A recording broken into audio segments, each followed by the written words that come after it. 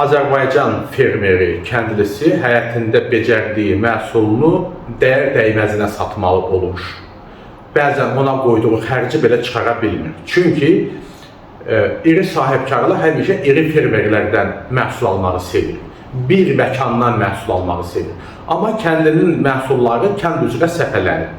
Bəzisində 30 sot birində 1 hektar, 2 hektar və ona görə də nəqliyyat xərcləri çox olduğuna görə ayrı-ayrı sahibkarlar da gidib onların birbaşa yerindən almaqda əziyyət çəkib xərci çıxalır. Ona görə də onlar iri agro təsərrüfatlardan almağa üstünlük verirlər. Bəs o kəndli də əziyyət çəkir, becərdiyini sata bilmir və bu da onun ailə büdcəsinə böyük zərbə vurmuş olur. Kollektivlik yaradılmalıdır. Zamanıyla kolxoz bir prinsipi var idi. Bu indi agroparklar yaradılır. Ben bunu dəstəkləyirəm. Amma kəndlərdən ibarət müxtəlif kooperativlər tez bir zamanda yaradılmalıdır ki, kəndlilər torpaqlarını birləşdirsinlər. Və kəndliyə kömək etmək lazımdır ki, o heç olmasa özünün o torpağından müəyyən bir qazanc götürüb öz ailəsini qışdan çıxara bilsin. Bu çox ciddi bir problemdir.